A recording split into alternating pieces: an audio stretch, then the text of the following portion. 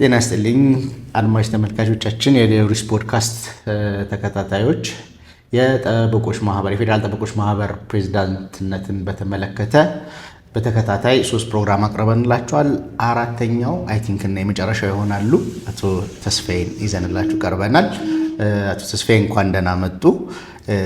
ለሁሉም እጩ ተወዳዳሪዎች ጥሪ አቅርበናል፣ ደውለናል በተደጋጋሚ እና እንግዲህ አቶ በሻዳ በራሳቸው ምክንያታቸውን ገልጸውልናል። አሁን እዚህ ጋር ማውራት ስለማልፈልግ ነው፣ እንደማይገኙልን ገልጸዋል። እርስዎ ስለተገኙልን በጣም በድጋሚ አመሰግናለሁ። አቶ ተስፋዬ እንግዲህ የመጀመሪያ ጥያቄ የሚሆነው የግል ጥያቄ ይሆናል። ስለ ውልደቶት እና ስለ እድገቶት ያለውን ነገር እስቲ አጠር አድርገው ይንገሩኝ። እሺ፣ አመሰግናለሁ። እኔም እድሉን ስላገኘሁኝ። ያው ተስፋዬ ደረሰ እባላለሁኝ። የተወለድኩት በ1965 ዓመተ ምህረት ድሬዳዋ የምትባል ከተማ ነው የተወለድኩት። እትብቴ የተቀበረው ድሬዳዋ ነው። የድሬ ልጅ ናት? አይደሉም። የተወለዱበት ስለሆነ ያው እትብቴ የተቀበረ ለማለት ነው እንጂ ከዛ በህፃንነቴ ጀምሮ ያደግኩት አምቦ ነው። አምቦ 115 ኪሎ ሜትር አሁን ከአዲስ አበባ 115 ኪሎ ሜትር አምቦ ከተማ ውስጥ ነው። ከ3 ዓመቶች ጀምሮ አምቦ ትምህርት ከተማ ነው ያደግኩት። ትምህርት ቤትም ያው አምቦ የታወቀ ትምህርት ቤት አለ። ድሮ እኛ በነበርንበት እንግዲህ ልጆች በነበርን ጊዜ መስከረም 2 የሚባል ትምህርት ቤት ነው። አሁን አምቦ ፕሪፓራቶሪ ትምህርት ቤት የሆነው ከዚያ ከአንደኛ ክፍል አንስቶ እስከ 12ኛ ክፍል የተማርኩት አምቦ ነው። ከዚያ እንግዲህ ያው 1983 ዓመተ ምህረት ላይ ኤስኤልሲ ተፈተንኩኝ። ማትሪክ ማለት ነው። ማትሪክ ተፈተንኩኝ። ከዚያ እንግዲህ 83 እዚህ ልህ እንደሆነ የመንግስት ለውጥ የተደረገበት ጊዜ ነው እና ኤስኤልሲ ስንቀመጥ የቀድሞው መንግስት ኮሎኔል መንግስቱ ኃይለማርያም ነበሩ ፕሬዝዳንታችን። እኛ ኤስኤልሲ ውጤት ሲመጣልን ግን ያው መንግስታችን ተቀይሮ ፕሬዝዳንቱም ተቀይሮ ዘግይቶ ውጤት መጣ። 83 ግንቦት ላይ ነበረ ኤስኤልሲው።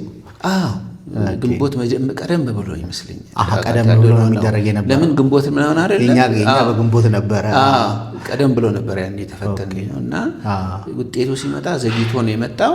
ግን ፈተናውን ግን ደርግ አድርጎት ነበር ተሄዶ ኋላ ነው ውጤት ቆይቶ ነው የመጣው። ከዚያ ያኔ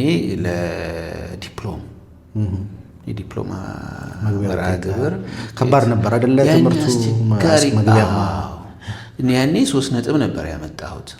3 ነጥብ ከዚያ በፊት ለዲግሪ ነበረ፣ ግን ያኔ ለዲፕሎማ ሆነ። 3.2 ራሱ ለዲፕሎማ ነበር በዛ ጊዜ። ስለዚህ በ3.2 እና 3 ነጥብ የነበረን ወደ 8 የምንሆን የአምቦ ልጆች አንድ የተያይዘን ኮተቤ መምህራን ትምህርት ኮሌጅ ኮተቤ ገባ። 2 ዓመት እዛ ተማርኩኝ።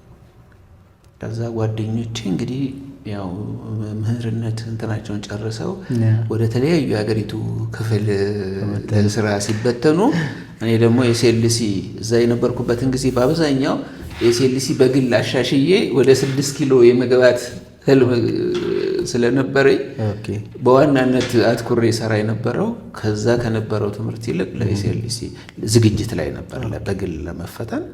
ከዚያ 80 እንደዛ አደረኩና 2 ዓመት አሻሽዬ 3.6 ያው ማትስ በተለመደው እኔ ለነገሩ የሶሻል ሳይንስ ተማሪም ቢሆን ብዙ ማትስ የሚቸግረው አልነበርኩኝ።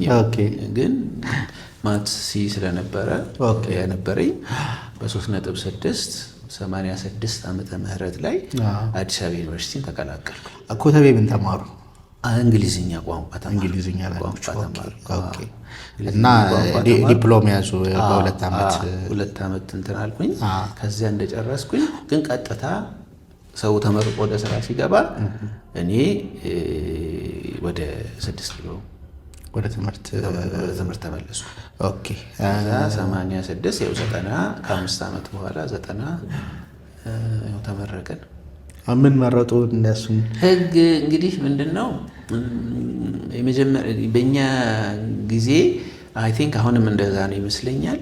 ምንድነው የመጀመሪያ ዓመት ላይ ኮመን ኮርስ የሚባሉ ለሁሉም የሚሰጡ ትምህርቶችን ትወስድና ከዚያም በኋላ የመጀመሪያ ዓመት ውጤትህ ቀጣይ የምትመርጣቸውን ዲፓርትመንቶች የምትማረውን የትምህርት አይነት ያ ነበረ የሚወስነው። ትክክል።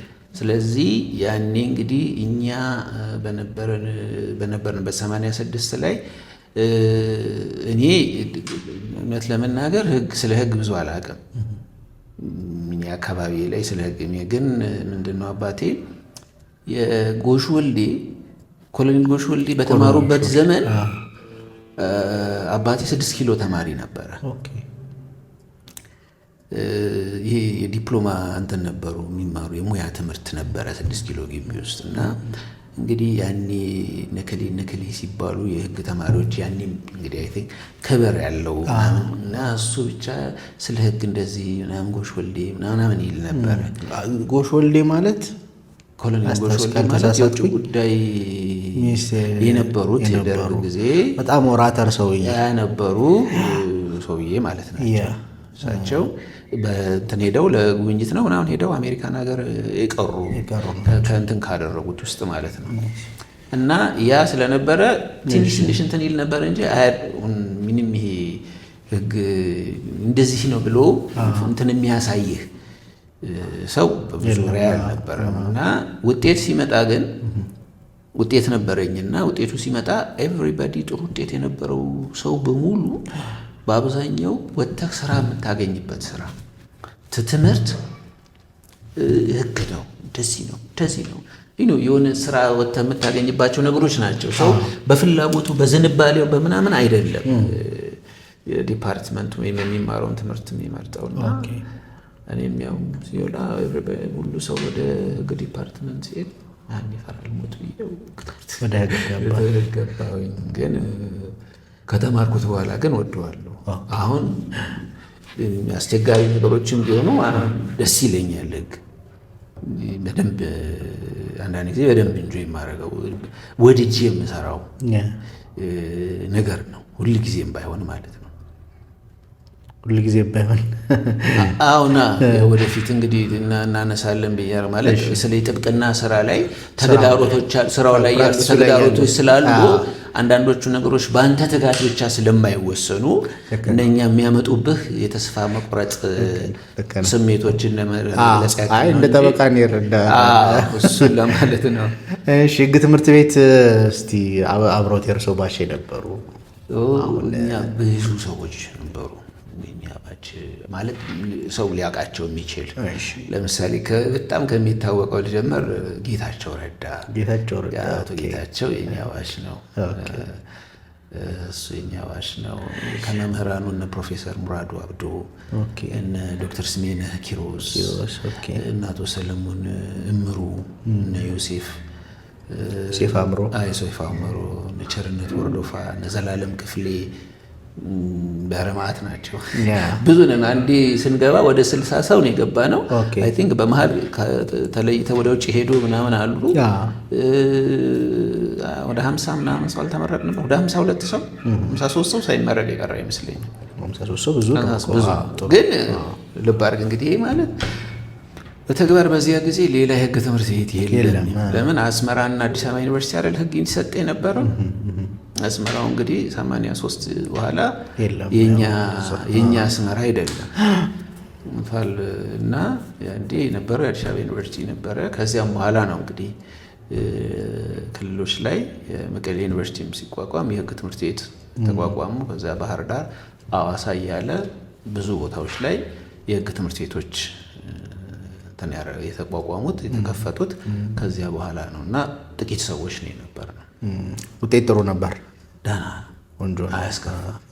6 ኪሎ እንደመሆኑ አያስከፋም። ግን ምንድነው መሆን ባለበት ወደኋላ ሄደክ ስታያቸው እኔ ምንድነው ስገባ ጥሩ ውጤት ይዤ ገብቼ አይንዶቭ ያንን እየመነዘርኩ የሚባል በህይወቴ ውስጥ እንትን የሚሉኝ ወደኋላ ስትሄድ ሲል ያው ሁሌ የተሻለ ላረግ ይችል ነበር፣ እንደዚህ ማድረግ ይችል ነበር የምትልባቸው አጀንዳዎች አሉ አይደል? በህይወት ውስጥ በእኔ ህይወት ውስጥ ካሉ አጀንዳዎች ይዤ የገባሁትን ውጤት ከፍተኛ ነበር። ያንን ማስቀጠል ነበረብኝ እላለሁ። ግን በመጨረሻ ላይ ስወጣ የወጣሁበት ጥሩ ነበር ብዬ አስባለሁ። ወደ ስራ እንሂድ። ከዛ የመጀመሪያ ስራዎት ምን ነበረ? በህጉ ነው አይደለ? በማስተማር ምንም አልሰሩም? ማስተማር ትንሽ ሞክሬያለሁኝ። ኦኬ። መሀል ላይ የተማሩ ነው ወይስ? አይ ምንድነው መሰለህ የልክ 2 ማስተማሮች ሰርቻለሁኝ። መጀመሪያ ልክ ዳኝነት ልለቅ አካባቢ ከመልቀቄ በፊት የሴንት ሜሪ ህግ ትምህርት ቤት አስተምር ነበር። ሴንት ሜሪ ኮሌጅ በህግ አስተምር ነበር። 1-2 ሴሚስተር አስተምር ያለሁኝ እዛ። ከዚያ ካለፈው ዓመት ጀምሮ አዲስ አበባ ዩኒቨርሲቲ ደግሞ ማስተማር ጀምሬያለሁ። አይ በዛኛው በኮተቤው ማለት ነው። በፍጹም እሱ ዝም ብሎ ለእንትን አስተምሬያለሁ። አንድ የባህር ዳር የተማሪዎች ምናምን ተብሎ ይሄ ልማት በየክረምት ላይ ተማሪዎች ያለን ክረምት እስኪሄድ በዛ ባህር ዳር ሄጄ አንድ ሃይ ስኩል ውስጥ 2 ወር አስተምሬያለሁ። ቁጥር ከተቆጠረ ማለት ነው። እሺ ከዜሮን ጀምርና መጀመሪያ ስራው ምን ነበር? እሺ ስራ ምንድነው? የመጀመሪያ አቃቢ ህግነት ተቀጠረ። ኦኬ እንደወጣን ፍትህ ሚኒስቴር የአቃቢ ህግ እጩ አቃቢ ህጎችን ለመቅጠር ማስታወቂያ ወጣና ከዚያ እዛ እንትን አደረግን፣ አመለከትን። ከዚያ ፎርም ሲሞላ ደግሞ በየትኛውም ቦታ ላይ ሄዶ ለማገልገል ፍቃደኞች ምናምን አለን። ከዚያ እዛም አመልክተን ነበረ፣ ፍርድ ቤቶችም አመልክተን ነበረ፣ ረዳት ዳኞች ይቀጠራሉ ተብሎ። ከዚያ ፍትህ ሚኒስቴር በእጩ አቃቢ ህግነት ወጣልን፣ ተቀበሉን። ከዚያ 4ታችንን ከኛ ባች ውስጥ 4ታችንን ድሬዳዋ ተመደብን። ኦኬ። ስለዚህ እትብቴ ወደ ተቀበረባት ከተማ ዞረቤት አቃቤ ህግ ሆኜ ነሐሴ 90 ዓመተ ምህረትን ድሬዳዋ በአቃቤ ህግነት እኔ አቶ ሰለሞን እምሩን ታውቀዋለህ?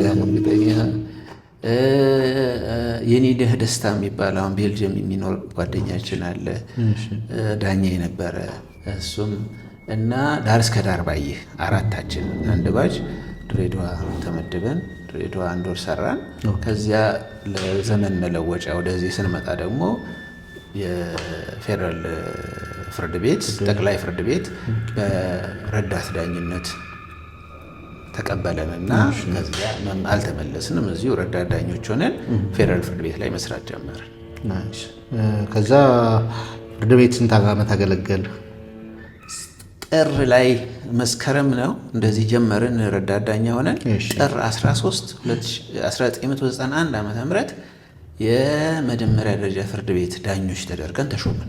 ኦኬ ተሾሙ። 4 ወር ከምናምን 5 ወር ከሰራን በኋላ መጀመሪያ ደረጃ እድለኞች ናቸው። ትንሽ ጊዜ ነው ያኔ። አዎ ፍርድ ቤቱ አቶ ደሳለኝ በርሄ አቶ ደሳለኝ ነው አቶ ጌታቸው ምህረቱ የሚባሉ የነበሩበት ጊዜ ነበረ መጀመሪያ ደረጃ ፍርድ ቤት እና ሌሎችም በእነሱ ጊዜ ምንድነው የሆነ ላይ ወጣት የማስገባት የሆኑ ባሾችን እና ወደ 30 ምናምን እንሆናለን 32 ሰው አይሆንም ብለን የፌደራል ፍርድ ቤት በዳኝነት በአንድ ባች የገባ ነው ማለት ነው። እዚያ ገባን። ትንሽ አይ ቲንክ የዛ እንትናችን ጥሩ የነበረ ይመስለኛል። ይሄ ደፋር የሆነ ለምን ስንወጣ ከትምህርት ቤት አብረን ያለ ነው ብዙዎቻችን። ስለዚህ ዳኝነትም ላይ ስንመጣ የሆነች ያው ወደኋላ ስታየው በዛ እድሜ ሰው ዳኛ መሆን የለበትም። አሁን እንደዛ ብዬ ነው የማስበው። ለምን የህይወት ተሞክሮ ሀያዎች ውስጥ ምናምን ነበራቸው 25 ዓመት 26 ዓመት 27 ዓመት ነው። ስለዚህ እኔ የዳኝነት በዚያ እድሜ ባይሆን እላለሁኝ። አሁን ለምን የህይወት ልምምድ ራሱ ህይወት ራሱ የምታበስልህ በሂደት የምትሰራ ነገር አለ እና ያ የተሻለ ኤክስፖዠር ለብዙ ነገሮች ልምምድ ለራስ የተሻለ ሊያደርግህ የሚችለው ነገር አለና ግን ምንድነው ደግሞ ያ ወጣትነትም የራሱ ጥሩ ነገሮች አሉት። መቼስ አንደኛ ለእውቀት እንትን ታደርጋለህ፣ ትጋት አለ። ከዚያ በጣም ያኔ የምናነብበት ትምህርት ቤት ነው። የ5 ዓመት ያው ስራ ይባል እንጂ ለብዙዎቻችን በጣም እርግጠኛ ነኝ ትምህርት ቤት ነው የነበረው። ምንድነው ከሰኞ እስከ ዓርብ ትሰራለህ፣ ቅዳሜ ሎው ስኩል ላይብራሪ እያነበብኩ ታሳልፋለህ። ወዲያ ወዲህ ልበል ብትልም ኪስህ ያለው ገንዘብ ወዲያ ወዲህ ለማለት የሚያስችልህ አይደለም። ገብቶሃል? ብትፈልግም ማለት ነው። ደግሞ የዛኔም የተጨቆነ ነበር ዳኝነት ላይ። ገቢው በጣም አስቸጋሪ ነበርና ስለዚህ ቅዳሜና እሑድ ሎው ስኩል ላይብራሪ ነው። በቃ ሜምበርሺፕ የሆነች 50 ብር 100 ብር ይከፈላል ያኔ። የአመት ሜምበርሺፕ አለ። ሜምበርሺፕ ካርድ ታወጣለህ። እዛ ቅዳሜ እዛ ትውላለህ ከጓደኞች ጋር አንድ ቦታ ሄደህ -1 ምሳ ትበላለህ። ተመልሰህ ከሰዓት እዛ ነህ። እሑድ ጠዋት እሑድም ልትሄድ ትችላለህ። እና ጥሩ ግን እንትን ነው የሆነ ያህል የተሰራንበት ራስ ላይ ለመስራት የተሻለ እድል ይፈጥራል ጊዜ ነበረ። ኋላ ስናየው ደግሞ መኖር ያስፈልጋል። ስለዚህ እኔ መስከረም 1 1991 ዓመተ ምህረት በዳኝነት ረዳት ዳኛ ሆኜ የተቀጠርኩኝ ፌዴራል ፍርድ ቤት መስከረም 1 1996 ዓመተ ምህረት ላይ ከፍርድ ቤት ለቀቅኩኝ። 5 ዓመት ሲሆን ሻርፕ 5 አንድም ቀን ያላለፈች ከዛ ሰለሞን እምሩ የሚባለው ወዳጄ የዚህ እንትን ኮሚቴ ውስጥ ነበረ። ፈቃድ ምናምን ይሄ ሰውዬ ቁጭ ብሎ ነበረ የሚጠብቅ። እኔ ግን ምንድን ነው እውነት ለመናገር እኔ ፍርድ ቤት እኔ አሁን ዳኝነት በጣም የምሬ ዳኝነት በጣም ደስ ከሚሉኝ ሙያዎች ውስጥ አንዱ ነው። የምር ማለት በጣም በቃ ሰው እርካታ አለ። እኔ በህግ ተመርቆ እርካታ የሚሰጥ የሥራ እርካታ የሚሰጥ ትክክለኛው ስራ ይላል ብዙ ሰው ዳኝነት ነው ብዬ አምናለሁ። እና አንዳንድ ጊዜ እንትን እላለሁኝ ውስጤ አለ እና ግን ምንድነው አንድም የኢኮኖሚ ኑሮን ለመደጎም ድሃ ስትሆን ማለት ብዙዎቻችን ከድሃ ቤተሰብ ነው የመጣ ነው። ከእጆቻችን የሚያየው ታናናሽ እኔ ሁለተኛ ልጅ ነኝ ለቤተሰቦቼ እና እጄን የሚያዩ እጄን ያዩ ብዙ ታናናሽ እህቶች አሉ። ገብተዋል። ስለዚህ ከዚያ ደሞዝ አንስተው ሲረዱ የነበሩ በዛም ደሞዝ ረዳቸው የነበሩ ማግዛቸው ልጆች አሉ፣ ወንድሞች አሉ፣ እህቶች የነበሩ አሁንም ደህና ቦታ የደረሱ ማለት ነው። እና ዳኝነት እንደፈለክ ቤተሰብን ለመርዳት እንዳትችል፣ ለቤተሰብ ለራስ እንደፈለክ መሆን እንዳትችል የደሞዙ ሁኔታ ነበረ። ፕላስ ደግሞ አዘ ኬሪየር እንዳትቀጥልበትም እውነት ለመናገር ለኛ ትዝ ይልህ እንደሆነ 93 የሆኑ እንትኖች ነበሩና ይሄ ከተማ ውስጥ ከቲፒኤልኤፍ መሰንጠቅ ጋር ተያይዞ ትክክል ብጥብጥ ነበር አዲስ አበባ ዩኒቨርሲቲ በተለይ እና ከዛ ጋር ተያይዞ ዳኞች በጣም እንደው አክቲቭ እንትን ወሰዱ። እነ ልደቱ አያሌው እንዲፈቱ ተባለ። የፍትህ ሚኒስቴር የነበሩት ታስረው እንዲቀርቡ የሚል የድፍረት ውሳኔዎች ተወሰኑ። በዚያ እሳት ላይ ደግሞ እኛ ደሞዝ ይጨመርልን ብለን ጥያቄ አነሳ። ይህንን ደግሞ እንትን አደረግን፣ ለጠቅላላ ለፐብሊክ በገሃድ እንዲወጣ ተደረገ። ያ ነገር ከኛ ባሽ ጋር ያለውን ነገር አስተዳደሩንና እኛን ትንሽ ሻካራ አደረገው ግንኙነታችንን። ስለዚህ አንተ ተቀምጠህ አንዳንድ ጊዜ ሌሎች ወደ ከፍተኛ ማለት ይገባኛል እንደዚህ ነው የኛል አገልግያለሁ ስትል ከዛ ከአንተ ያነሰ አገልግሎት ያላቸው ሰዎች በጎን አልፎ ከፍተኛ ሲሉ በቃ ማለት ያው በኢብራይስጥ ትጠብቃታለህ እንጂ አታድጋትም ሲሉ እንደ ኬሪየርም አድጌ በዚህ ገብቷል የፍርድ ቤቱን ስራ ጠብቄም አላድግ ከሆነ ኢኮኖሚውም ደግሞ ተደቁሼ በኑሮም ተደቁሼ ኑሬ መዝገብ ሲል የራስህ መውጫ ትወጣለህ። በዛ ምክንያት ወጣን። ይኸው እስከ ዛሬ ድረስ ጠበቃና የህግ ጥብቅና ላይ አለሁኝ ያለው ማለት ነው። ኦኬ ጥብቅና ስንት ዓመት አገለገልክ? የአንድ ጎረምሳ እድሜ 22 ዓመት። 22 ዓመት በጣም ብዙ ነው። 96 ጀምርና ቁጥር 22 አይደለም ያለው አሁን 2018 ነን አሁን። ጥብቅና ላይ እንግዲህ ብዙ ጉዳዮች ያጋጥማሉ ብዬ አስባለሁ። ብዙ እንዲሁም አንድ ሶሻል ሚዲያ ላይ ያነበብኩት ምስክርነት አለ። ወይዘሮ ብርቱካን ሚደቅሳ የቀድሞ ዳኛ የምርጫ ቦርድ ሰብሳቢ የሰጡት አስተያየትም አለ። ወይዘሮ ብርቱካን እስቲ ከርሶ እንስማው ደግሞ ትንሽ ደቂቃ። ያው እንትኑ ላይ እንዳለችው ብርቱካንን ዩኒቨርሲቲ ነው ማቃት የምንተዋወቀው ዩኒቨርሲቲ ነው። አንድ ባች ነበራችሁ ወይ አይደለም? የኔ ሲኒየር ነች በዩኒቨርሲቲ። ያው እኔ 2 ዓመት ኮተቤ አልባከንም፣ ግን የቆየሁበት ጊዜ አለ አይደለ? እና በእንትን አንድ ባች ነው ብንሆን የነበረው፣ ግን በዩኒቨርሲቲ በ6 ኪሎ ቆይታችን እሷ 88 ነው ግራጁዌት ያደረገችው፣ ግን በሌሎች በተማሪዎች ህብረት ምናምን አቃት ነበረ። እና ከዚያ ፍርድ ቤትም ደግሞ በዳኝነት አብረን ሰርተናል። አብረን እኔ ሴንስ አይ ቲንክ አንድ ክረምት እሷ ብዙ ጊዜ ጊዮርጊስ ነበር ያኔ የሰራችው። እንደውም በጣም ታዋቂ ያደረጋት ኬዝም የነበረው ጊዮርጊስ ነበር።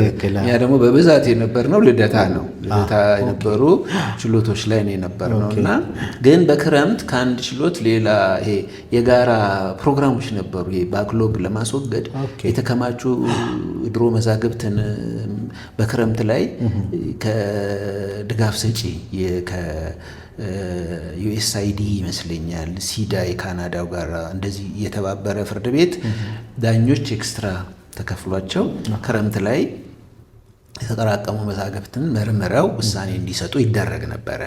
በዚያ ክረምት ላይ እንደዚህ አንድ ችሎት ምናምን እንሰራ ነበር እና ያኔ በዛ እንተዋወቃለን። ኋላ ጥብቅና ስጀምር 96 እንደወጣሁ እሷም ደግሞ ቀደም ብላ ወጣ ነበረ። እሷም ቢሮ ስትፈልግ ነበር፣ እኔም ቢሮ ፈልግ ነበር። ከዛ ተመስገን ገብረስላሴ ደግሞ የሚባል ሌላ ጓደኛችን የእሷ አንድ ሲኒየር ማለት ነው። የእሷ የዶክተር ታደሰ ሊንጮ ባች እሱ አለ። ከዚያ ሶስታችን ተገናኘንና ለምን አንድ ላይ ቢሮ እናደርግም ብለን ኑር ህንፃ 6ኛ ፎቅ ላይ ተመስገን ብርቱካንና ተስፋዬ አንድ ቢሮ ሼር አድርገን ህግ ስራ አብረን መስራት ጀመርን።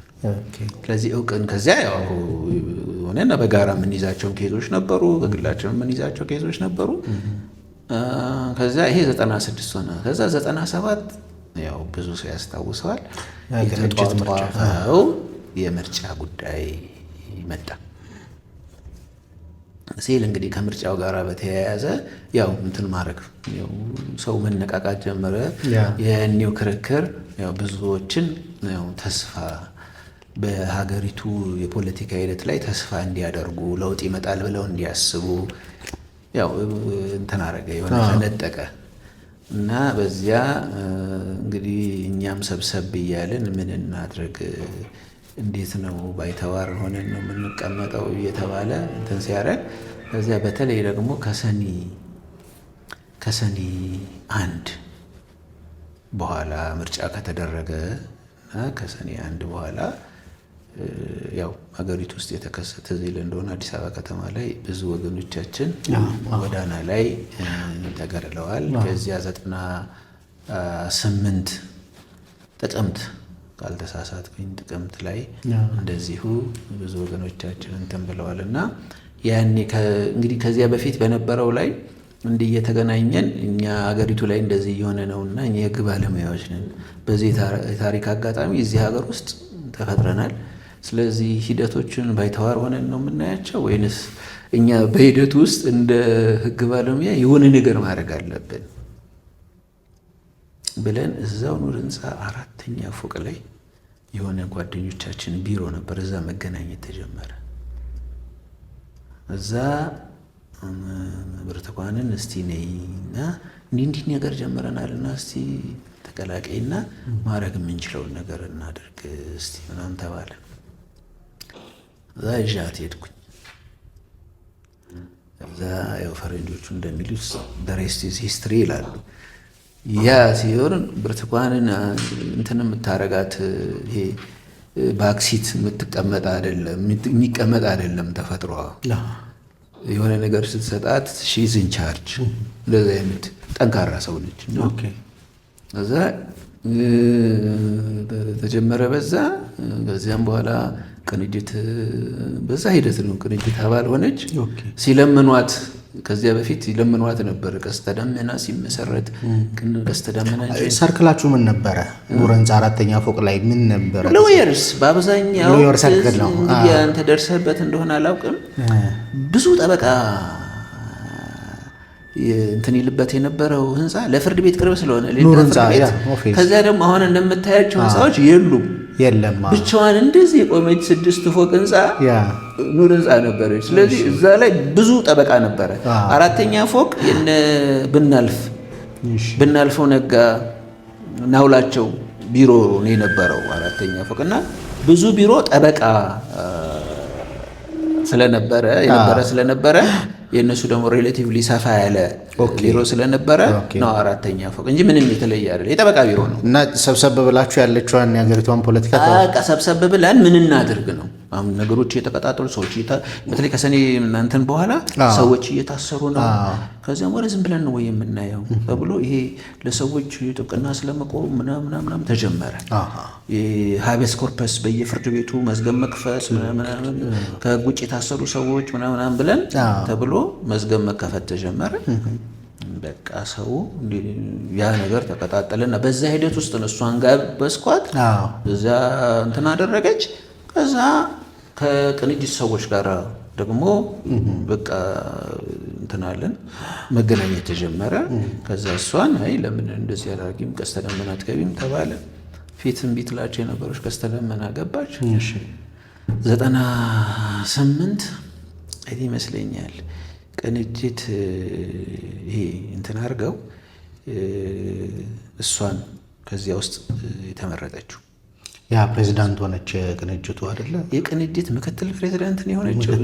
ዝርዝር ግን ምንድነው የሆነ እንትን አደረገች። እዛ ላይ ኃላፊነት ተሰጣት። ካልተሳሳትኩ ምክትል ፕሬዝዳንት ነው የሆነችው ከእንትና ከኢንጂነር ኃይሉ ስል ይመስለኛል። ኢንጂነር ኃይሉ ነበሩ። እዛ እሷ ምክትል። ከዛ በፊት ብርቱካን ሚደቅሳ ፖለቲካል ኢንቮልቭመንት አልነበራት። 92 በግሏ የምክር ቤት አባል ለመሆን እንትን ተወዳድራለች። የግል ተወዳዳሪ ሆና ፈረንሳይ ሰፈሯ የፈረንሳይ ልጅ አይደለች። የፈረንሳይ ሌጋሲዮን ልጅ ነችና 92 ላይ የምክር ቤት አባል ለመሆን በግሏ ተወዳድራ ነበር እና የፖለቲካ ንቃት ምናምን ካላቸው በቃ እኔ እንዲህ ማድረግ እችላለሁ ምናምን ከሚሉ ሰዎች ውስጥ ነች።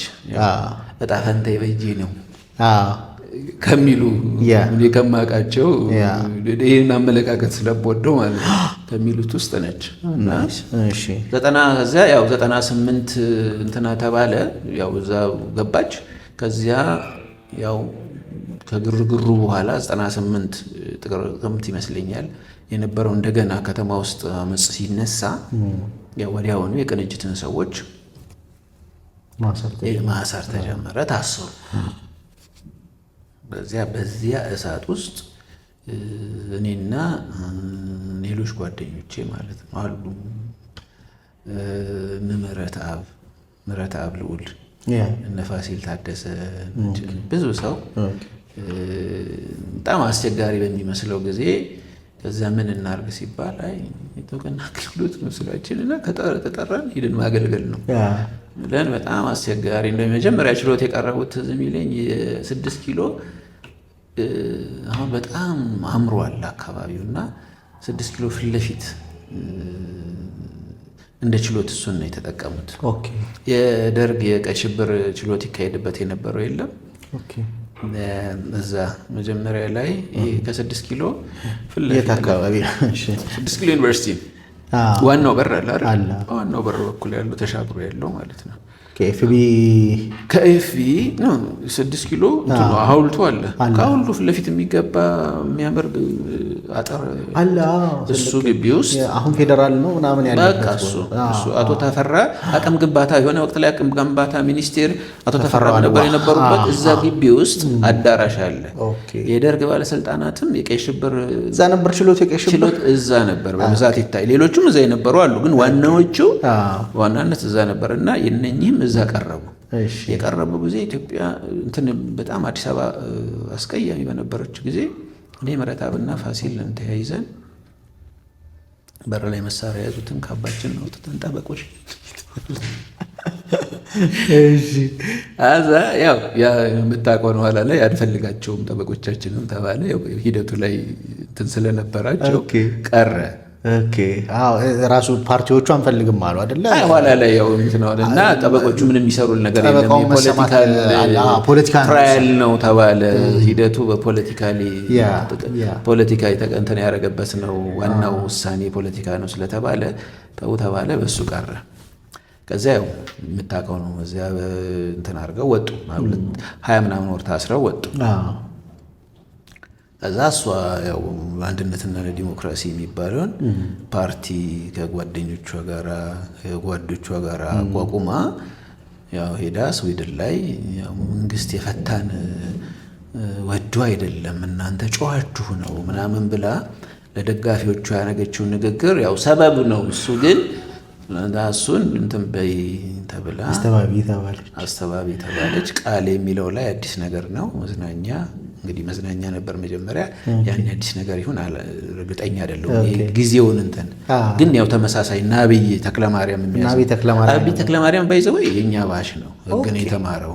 ህግ ትምህርት ቤት ነበር። አዎ የኛ ባሽ ነው። እሺ እና እሷ ላይ ቃሌ ብላ እንትን አደረገች። ያው ተመልሳ ገባች ብቻ ሳይሆን ያው ይቅርታውን አንስተናል። በይቅርታ ነበር የወጡት። ይቅርታውን አንስተናል። ስለዚህ እድሜ ልክ እስራት ይፈጸም ተብሎ ማረሚያ ቤት ገባች። እዛ ያው ድንጋጤ ነበር እና ከመግባቷ በፊት እንገናኝ ነበር። ይሄን ነገር ያረጋሉ ወይ አያረጉም ወይ ምናምን ሲል ምን ከማረግ ምን ይከለክላቸዋል ትርፍ ማለት ትርፍ የእነሱን ስሌት እነሱ ናቸው የሚያውቁት። ምዕራባውያን የእነሱ ተቃውሞ ያን ያህል ወደኋላ እንዲሉ የሚያደርጋቸው አይደለም። ያን ያህል ዋጋ የሚሰጡት አይደሉም ብያምን ስለነበረ የትውላብን ይሆናል እንደነገ እንገናኛለን ተባብለን ያው ፕሮፌሰር መስፍን ለማርያም ጋር አብረው እያሉ ነው ምን እንትን እያደረጉ ዛች ከዚያ እንዳለችው እዛ ከሌ ትፈልጋለች ብርቱካን ትፈልጋለች ብለው እናትየው ላኩልኝ። ያው እንደ ጠበቃ ያኔ እንትን ያደርጋል። ባትጠራ ደስ ይልሃል። አይ ማለት እንትን አይደለም ማለት ባትጠራ ደስ ይልሃል። ከሁኔታው ከነበረው ሁኔታ ባትጠራኝ ደስ ይለኝ ነበር። ግን ጥያቄው ከጠራችህ ግን እምቢ ማለት ደግሞ አትችልም። ገብቷል። በሰው ኒድ ጨለማው ሰው የእድሜ ልክ ስርዓት ተፈርዶበት ሴት ልጅ በእድሜ ልክ ስርዓት ተፈርዶባት ጨቅላ ሕፃኗን ትታ አሮጊት እናቷን ትታ ገብቷል። እዛ ለብቻዋ ታስራ እናና አግዘኝ ስትልህ ሰው ሆንኩ እኔ ሰው ነበርኩኝ ሰው ነኝ አሁንም አይ አልሰማሽም። ስለዚህ ከፍራቴ ጋር ተጋፍጬ መሄድ ነበረብኝ። ሄድኩኝ። እሷ እንዳለችው አወራን። ይቅርታ የተነሳበት ሂደት በጣም ቻሌንጅ መደረግ ይችላል ብለን ያው ሎየር ስትሆን የህግ ሰው ስትሆን ነገሮች በህግ ነው የምታስበው። ትክክል ገብቷል። የህግ ደግሞ እንዲያርጌ ነገር እንደዚህ ነው የምትለው። ሌሎች እንትኖች በደንብ ያው አንድ የድሜም ሊሆን ይችላል በደንብ የማይገቡ ባክግራውንድ ሌላ ቢሆንም ልትረዳውም ትችላለህ እኮ ግን ያው እንዳልከው የህግ ባለሙያ በህግ ነው እንደዚህ እናደርጋለን ተባባለን። ተመለስኩ። ግን ስገባ አንዲት ረዳት ነበረች። ያው አንዳንዴ እንዴት ነው ለምንድን እንደዚህ ያሰብኩት እላለሁ እና ላልመለስ እችላለሁ እዚህስ ቢያስቀሩኝ ማረሚያ ቤት ሄደህ ማለት ነው። አንድ ህግ ባለሙያ እንደዚህ ማሰብ ያለበት አይመስለኝም፣ ግን ሊያስቀሩኝ ይችላል ብዬ ስልኬን ልጅቷን ይዤ መኪናዬን ስልኬ እንደዚህ ከሆነ ለነከሌ ትደውያለሽ እንደዚህ ብዬ ማረሚያ ቤት የገባሁት። ከባድ ነው በጣም ስትወጣ ሰሬሌፍ በቃ ሀገር አልተፈጠረም። ለብቻ ነበረ ያሰሯት ሶሊተሪ ቢሮ ውስጥ ነው ያናገርኳት። ቢሮ ነው ያገኘሃት? ቢሮ ፈቀደላችሁ? ቢሮ ፈቀደ። የምንገናኝበት ቢሮ ነው ወይስ የተለየ? ኧረ አይደለም፣ የራሳቸውን ቢሮ ፈቀዱ። ከዚያ ከፊት ለፊትህ ሰው ቁጭ ብላ እንደዚህ ብላት ሰማለች። ከዛ አወራ እንዲህ ቻሌንጅ ይደረጋል ምናምን አለ። ከዛ በቃ እንደዚህ እንሰራለን ይሰራል፣ በቃ ምንም አንድና ሁለት የለውም ብዬ ወጣሁ። በኔክስት ለጥየቃ ሄድኩኝ። ቃሊቲ ነው እንግዲህ። ከዛ አትገናኝም አይሉህም፣ ያስቀምጡሃል። እዛ ቆይ ኃላፊ ይምጣ ትባላለህ። ጠዋት ሄደህ እንደሆነ እስከ 5 ሰዓት ተኩል ያስቀምጠዋል። 6 ሰዓት ላይ አይ ዛሬ መገናኘት አይቻልም ብለው ይመልሰዋል። ኔክስት ዴይ ከሰዓት ትሄዳለህ። ከዛ ያው እሱን ስጠቀልለው መገናኘት አትችልም እንደሆነ ይገባሃል። ከዚያ ደግሞ ሰዎች ሊጠይቁ ሲሄዱ ሰዎች ይመልሷቸዋል። እናትና ልጅ ብቻ እንዲያወት የተፈቀደው። ወንድም አለ አብራት፣ አሁንም አብራት ያለች ከዝነዋለች። እነሱ ሲሄዱ አታዩም ተባሉ። ከዛ እናትና ልጅም አንዳንድ ሰዓት ቅዳሜና እሑድ አንዳንድ ሰዓት ነው። የሶስት ዓመት ሰዓት ቦታዋል እና አዛውንት እናት እድሜ የጠገቡ እናት ናቸው አንዳንድ ሰዓት የሚያዩት። ከዛ ይህንን ነገር በፍርድ ቤት ቻሌንጅ ማድረግ አለብን ተብሎ ለፍርድ ቤት አቤቱታ አቀረብኩኝ እና አቤቱታ አቀረብኩኝ። በጣም ተከራከርን።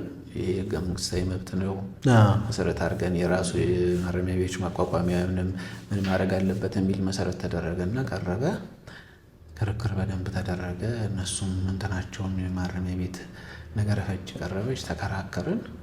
ከዛ ዳኛ ታገል ይባል አንድ አንበሳ ዳኛ ነበረ። እውነት በሱ ስራ በጣም ይሄ እንትኑን አድርጎ ማለት ህግን ተከትሎ እኛ በጠየቅነውን ሙሉ አልሰጠንም፣ ግን 95% ፈርዶልናል።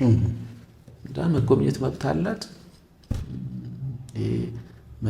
ይህንን ነገር ማረሚያ ቤቱ መክፈፍ አይችልም ምናምን ብሎ በጠየቅነው መሰረት መብቷ መከበር አለበት አለ። ውሳኔ ማግኘት አንድ ነገር ነው ታውቃለህ፣ ማስፈጸም ደግሞ ሌላ ታሪክ ነው። ስለዚህ በሂደቱም ውስጥ ማስፈራሪያ ይደርሳል። አርፈ ልጆች እንኳን ነበሩ ብለን ያኔ አርፈ ስራህን አትሰራም ምናምን አታረግም ምናምን የሚሉ መልእክቶች ነበሩ። ከዛ ታውቃለህ መልእክቱን ይዘው የሚመጡ ሰዎች ታውቃለህ ለአንተ አስበው እንዳልሆነ እንደዚህ ያለ መጨረሻ ላይ ያው እንትን ሲባል እስቲ ስታስፈጽሙ እናያለን ተባለ። ከዛ ሪስኩ 100 ምንም ላላስፈጽመው ግን እኔ አደጋ ውስጥ ልገባ እንደሆነ እንትን አልኩ። 1-2 ቀጠሮ እንትን ተባለ። ከዚያ እናትየው የውሎት እዚህ ድረስ ደርሷል ጉዳዩ፣ ፍርድ ተሰጥቷል፣ እንደዚህ እየተባለ ነው። ስለዚህ እናንተ ከዚህ በኋላ ያለውን በራሳችሁ አድርጉበት። ከዚህ በኋላ እኔ ትርፍ ለሌለው ነገር መሰዋት ነው እንጂ የምተማመጣው ነገር የለም። የት ትሄዳለህ? በቃ ከዛ ደግሞ የተቆለፈው ከየት እንደሆነ ታውቃለህ። ገብቶሃል? እንግዲህ የምትሄደው ወደ ቁልፉ ነው ማለት ነው። ገብቶሃል? ከአንድነት ፓርክ ነው የተቆለፈው ማለት ቤተ መንግስት ነው የተቆለፈውና አንተ ምንም ብታደርግ እንደማይሆን ታውቃለህ አልኩና ይሄን አልኩኝ። ያው እሷ በተባለው ወጣች። ከወጣች በኋላ በጣም ደስ አለን። ማለት እዛ እያለች ሲሪየስሊ ይከፋ ነበር። ጊዜውን ታስታውሰው ነበር። በጣም ቅር የሚል ጊዜ ነበረ። ለምን እንትን ቢሆን ሰው የስራውን ቢያገኝ ፖለቲካ እንትን ያልጉ ነገሮች እንደዚህ ነው የሚደብሩት። ለምሳሌ ሰው የሆነ ወንጀል ሰርቶ ቢገባ ያው የትርፍና ኪሳራ ስሌቱን ሰርቶ ነው የገባው፣ የስራው ነው ይበለው ልትል ትችላለህ። እኚህ ግን የፖለቲካ እንትን ያላቸው ቴንትድ የሆኑ ነገሮችን ስታስባቸው፣ ለምሳሌ እሷ ይህንን ነገር የእድሜ ልክ ስራ ዲዘርቭ ታደርጋለች። እድሜ ልክ እንደማትታሰር ታውቃለህ። ተስፋ የምታደርገው ያው መንግስት ያን ያህል አይቆይም የሚል ተስፋ አለ። አንድ እሱ አለ ወደ ቀልቡ ይመለሳል አለ እና ግን ከዛ ያኔ አንተ እንደዚህ ነው ውጭ ወጥተህ ምናምን ደስ የማይል ስሜት ነበረው። ቅርብ ሰዎች ስታውቅ የሚሰማ ማለት ነው። ልክ ነው። እዛ መጨረሻ ላይ ያው በእንትኑ ወጣች። ከወጣች በኋላ ደስ አለን ሲባል ያው እሷ ያለችው የዲሲፕሊን ክስ መጣ። የማረሚያ ቤቱን ስም በማጉደፍ ባሸነፍኩበት በፍርድ አደባባይ በረታሁበት ጉዳይ ላይ ፍርድ ቤትም በወሰነው ጉዳይ ላይ የማረሚያ ቤቱን ስም አጠፋ። ሳይከለከል ተከለከልኩ ብሎ የማረሚያ ቤትንና የመንግስትን ስም አጠፋ ተብዬ ዲሲፕሊን ፍትህ ሚኒስቴር ላይ ቀረ። እዛ መልሼ ያንን ስቃይ ያተረፉበትን ወንድሟን እሷን ወዘተ አምጥቼ ምስክር አደረግኩኝና ከነገ ዛሬ ላይሰንስ ሊነጥቁኝ ነው። ሰስፔንድ ተደርገህ ነው አይደለ? ክሱ የሚቀጥል አላረጉም። ኦኬ እሱም አንድ ነገር ነበር። እሺ እዛ እሱ ውጤት ጠብቃለሁ። በመሀል ላይ ሌሎች ሰዎች የዲሲፕሊን ክስ የቀረበባቸው ሰዎች እየተደወለ እንደውም የኔ ስም ሞክሺዎች ተደውሎላቸው ከሌ እንደዚህ ተቀጣ ሲባል ቃል ይመጣ ነው ማለት ነው ይሄ ነገር። ስለዚህ እንዴት ነው ማረገው ያልኩናል። ቢባል የለም ውጤቱን ሳላቅ ዛሬ ድረስ ውጤቱን አላውቅም። ግን ያው ውድቅ ማለት የምረን ውሳኔ አልተሰጠም። እንደዚህ ነው ፊልም አይተንም ነፃ ነህ ብለናልም አልተባልኩኝም። ያው ነፃ ነው ብለውኛል፣ ግን እንትን አላሉኝም። ከለውጡም በኋላ እንደውም ጠያቄ እነሱ ምናምን እዛ የነበሩ ሰዎች አሉ ዲሲፕሊን ኮሚቴ እነሱን ሳላወራም ከጠበቆችም ያው ተወካዮች ነበሩን። አይ ምንም አልተባለ በእንጥልጥል እንዳለ ቀርላሉ። አይ ጥሩ ነው። እሺ ተስፋዬ እናመሰግና። ወደ ሁለተኛው ፓርት እንግባ። ወደ ፌዴራል ባር አሶሲዬሽን የመሳሰሉት እንግባ። እንግዲህ ለፌዴራል ጠበቆች ማህበር እርሾ የሆነው እና አሁን እዚህ ለመድረሱ መነሻ የሆነው የኢትዮጵያ የሕግ ባለሙያዎች ማህበር ነበር አይደል ስሙ የሚባለው። የእሱ አባል ነበርክ አልነበርክም? ነበርክ? በጣም ነበር ነኝ። አሁንም ነክ? አሁንም ነኝ። ምንድን ነው ጥያቄ? ይሄ አሁን የፌዴራል ባር አሶሲዬሽን ዋናው ባሩ እንዲቋቋም እርሾ የነበረው 60 ዓመት አካባቢ ያገለገለው እሱ ነው አይደለ? ለምን መነሻው እርሾ እሱ እና እዛ የምታውቀው ከሆነ ባለም ሆነ የምታውቅ ከሆነ እስቲ እሱን እንገምግመው። በአንተ እይታ የኢትዮጵያ ሕግ ባለሙያዎች ማህበርን እንዴት ታየዋለህ? በጊዜውስ ምን ሰርቷል? ምንስ ሲቀሩት ነበረ ብለህ ታስባለህ? የሚለውን እስቲ ባጭሩ እናወራ። ምንድን ነው የኢትዮጵያ ሕግ ባለሙያዎች ማህበር ያው 60 ዓመት የመቆየቱን ያህል የሰራቸው ስራዎች ብዙ ናቸው ብሎ ለማለት እኔ አስቸጋሪ ይመስለኛል። ግን አንደኛ ይሄ ለምን አልሆነም ብለን ብናነሳው የራሱ የተፈጥሮ ራሱ የሚሰጠው ምላሽ አለ።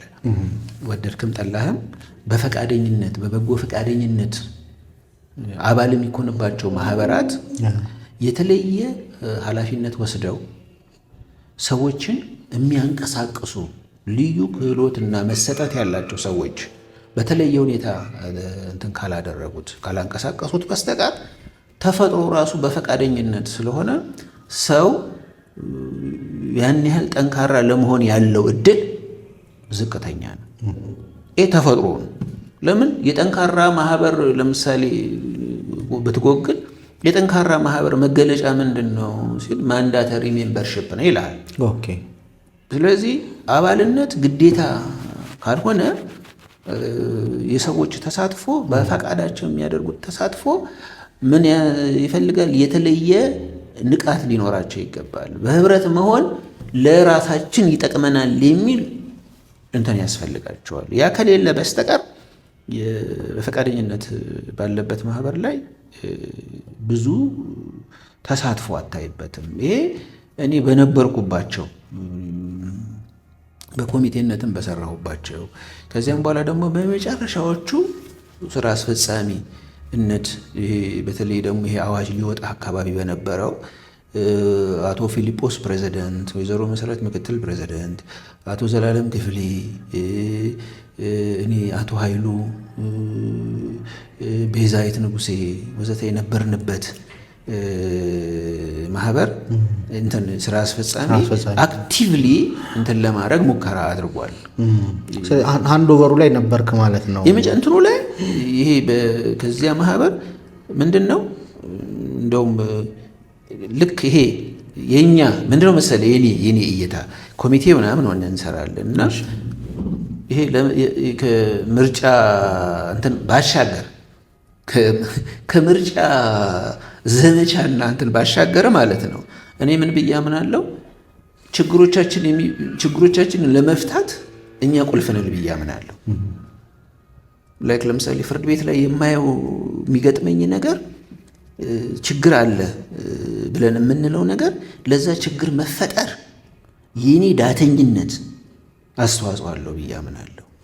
ያንን ችግር ለመፍታት እኔ ቀዳሚ ኃላፊነት አለብኝ ብዬ ነው የማምነው። ይሄንን በቀጥታም በተዘዋዋሪም ሊሆን ይችላል። ምን ማለት ነው? ፍርድ ቤት ላይ እንደዚህ ገጠመን ስንል እኔ በግል የማደርገው ነገር ምንም ያህል የተለየ ውጤት ሊያመጣ የሚችል አይደለም። ስለዚህ ዳንኤልና ተስፋዬ፣ ከበደና ዘለቀ፣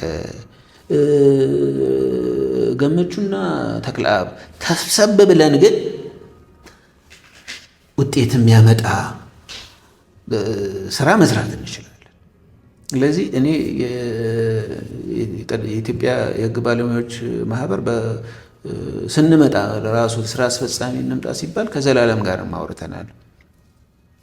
ለውጥ የምናመጣው እኛ ዋጋ ከከፈልን ብቻ ነው። ዋጋ ለመክፈል ፈቃደኛ መሆን አለብህ ለውጥ የሚመጣው እንጂ በምቾት ቀጠና ውስጥ ተቀምጠህ ሌሎች ለውጥ እንዲያመጡልህ ወይ ሌሎች ዋጋ እንዲከፍሉልህ በመሻት ውስጥ ለውጥ ልታመጣ አትችልም፣ ወይንም ለውጥ አይመጣም።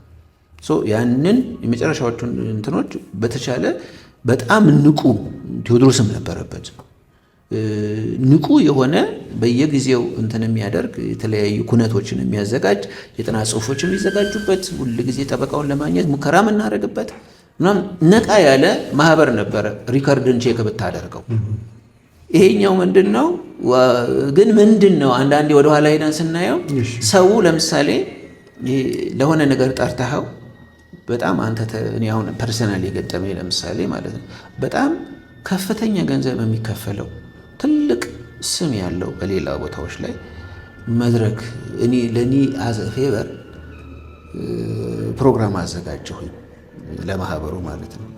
15 ሰው አይሆንም የመጣው ሆቴል እንትን ብለን ምናምን ተደርጎ ምናምን ማይ ፖይንት ምንድን ነው ለማለት የምፈልገው አስገዳጅ ነገር ሰው ካልተገደደን ያሁን የማየው ካልተገደደ በስተቀረ ወይንም ደግሞ ወደ ሆነ ከራሱ የዕለት ተዕለት ሁኔታና ምቾት ባለፈ ለማየት ካልታደለ በስተቀር ጠንካራ ሆነን እንደ ማህበር ወይንም እንደ ቡድን ጠንካራ ሆነን ለመውጣት እንትን ያደርጋል። ግን ያ አንደኛው ነው። ሌላው ለማህበሩ መጎዳት አንደኛው ምክንያት የማህበሩ የ97 ላይ የነበረው ሚና ትዝ ይልህ እንደሆነ ወይንም ደግሞ ነበረው ተብሎ በመንግስት የታሰበው ሚና ሚና ማህበሩ እንትን እንዲያደርግ አድርጎታል። ለምን የኢትዮጵያ ጠበቆች ማህበር የሚለው ይሄ ማህበር የኢትዮጵያ ጠበቆች ማህበር ነበረ ስሙ። ነገር ግን 97 ላይ ጥርስ ስለገባ ያን ስም ሌሎች የጠበቃ ማህበር ተብሎ ሌላ እንዲቋቋም ተደርጎ ፓራሌሊ ማለት ነው እንዲቋቋም ተደርጎ በዚያው ስም ተደርጎ ዞር በሉ ከዚህ ተብሎ ነው የኢትዮጵያ የህግ ባለሙያዎች ማህበር የሚለውን ስም ያገኘው። ወዶ ሳይሆን ተገዶ ነው ስሙን የቀየረው። ኦኬ ይታረማለሁ። ትክክለኛ መረጃ ይሄ ነው። ስለዚህ 97 ስለዚህ የመንግስትም የሆነ ያህል እጅ ያለበት ከሌሎች ጋራ እንትን አድርገሃል፣ አብረሃል፣ ከተቃዋሚዎች ጋር አብረሃል። ለምን ያኔ ፕሬዚዳንት የነበሩት ሰው አንዳንድ በቪኦኤ ላይ የሰጧቸው መግለጫዎች ምናምን አድርገው ይሄ ማህበሩ እንደ ማህበር ከተቃዋሚው ጋር እንትን አላይን አድርጓል፣ ራሱን አንድ መስመር ላይ ያስገብቷል የሚል መረዳት ስለፈጠረ ያ ደግሞ መንግስትን ስላላስደሰተው በአንድም በሌላ ይህንን ማህበር መኮርኮም ነበረበት እና ያም ለሆነ እንደውም አንዳንድ ጊዜ ያን ሰርቫይቭ ያንን ጊዜ ያንን መገፋት አሳልፎ እንዲሁም ለ30 ዓመቱ ክብረ በዓል መድረሱ ራሱ እንደውም በአስቸጋሪ ሁኔታ የማለፍ የጥንካሬ መገለጫው ተደርጎ ሊታይለት ይችል ይሆናል። ናይስ። ወደ አሁኑ እንምጣ። እንግዲህ እዛ ጋር እርሾ ተጣለ፣ ትራንዚሽን ነበረ ምናምን። ከዛ 1249 ወጣና የአሁኑ የፌዴራል ጠበቆች ማህበር ወደሚለው መጣን እና አይ ቲንክ 3 ዓመት ከምናምን አካባቢ በሱ አዋጅ አይ ቲንክ አሁን አዋጁም ወደ መሻሻል ላይ ያለ መረጃ አለ፣ ማሻሻል ፕሮሰስ ላይ እንደሆነ። ወደዚህኛው ማህበር መጣን። እዚህኛውስ ማህበር ላይ ምን ጠብቀን ነበረ? እርስዎ በግሎ ምን ጠብቀው ነበረ? ምን አገኙ? ምን ሰራ? ኮምፕሊሽ ያደረገ? ያው ወደፊት ደግሞ እንመረጥ ይሄን እንሰራለን ብሎ አይደለ የመጣችሁት? ምንስ ወደፊት የሚታየት ነገር አለ? በእኔ እይታ ይሄ የ1249ን በተስፋ ከተቀበሉ ከዚያ ደግሞ የቀድሞ ጥሪያቸው በአንድም በሌላ መልኩ ከተመለሰላቸው ተመለሰልን ብለው ከሚያስቡ ወገኖች ነኝ እና ለምን ቅድም የነበረው ለውጥን የምናመጣው ከራሳችን ተርፈን ማለት ነው። አካባቢያችንን ላይ ለውጥ ማምጣት የምንችለው ከተሰባሰብንና ሌሎች ሀገራት ላይ በቅናት የምናያቸው ዛሬ ስለ ማህበራት ስታወራ ለምሳሌ ስለ ጠበቆች ስነ ምግባር ስታወራ የአሜሪካን ባር አሶሲዬሽን ያስቀመጠውን ጋይድላይን መሰረት አድርገህ ነው። የዳኞችን ስነ ምግባር ስታወራ አንደኛው እንትኑ የአሜሪካን ባር አሶሲዬሽን ያስቀመጠውን መሰረት አድርገህ ነው እና ከራሳቸው አልፈው ለሌሎችም ደግሞ አብነት የሚሆኑን ኢንስትሩመንትስ ወይንም ነገሮችን እንትን ማድረግ ችለዋል፣ ማቅረብ ችለዋል። እና አንተም ከሰበሰብክ ነው አትሊስት እንደው ከትልልቆቹ ጋር መንጠራራት ባይሆንብን በቅርባችን ካለው ኬንያ ያለው ሶሳይቲ ኦፍ ኬንያ ጋራ እንደው ትንሽ እንትን ለማድረግ ለምን እኛ ሁላችንም እንላለን የ130-140 ሚሊዮን ህዝብ ሀገር፣ ትልቅ ሀገር፣ ታሪክ ያለው ሀገር ግን የጠበቃ ማህበሩ 60 ዓመት ሆነው።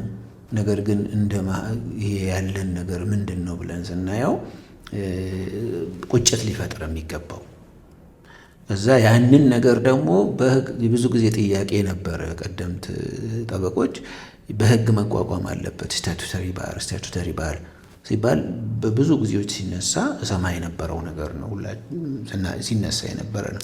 አሁን ያንን ጥያቄ መንግስት ደግሞ የሆናችሁን ካችሁ ብሏል።